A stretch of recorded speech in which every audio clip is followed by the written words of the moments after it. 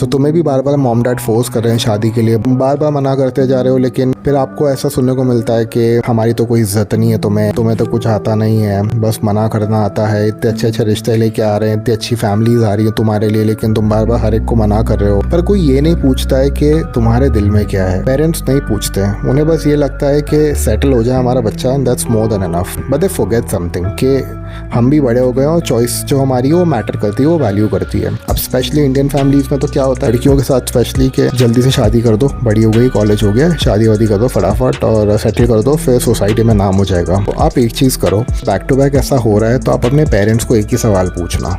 आप उन्हें ये पूछना कि मैं कर लेता हूँ शादी या मैं कर लेती हूँ शादी, जिससे भी आप बोल रहे हो, बट अगले 5 साल के अंदर या अगले 3 साल के अंदर अगर मेरी लाइफ में कुछ भी गलत हुआ, उसका जिम्मेदार मैं अपने पार्टनर को नहीं ठहरा सकता या सकती, उसके जिम्मेदार हो गए आप लोग कि आपकी चॉइस पे किया है, मैंने अपनी चॉइस पे नहीं किया है। विच मीन्स कि मुझे वैसे भी इसके साथ नहीं रहना है, लेकिन अब मैं पूरी ज़िंदगी इसके साथ इसलिए हूँ क्योंकि आप लोगों ने कहा है। फिर पेरेंट्स बोलते हैं कि क्या हुआ, निभाना पड़ता है, निभाया करो, निभाना सीखो।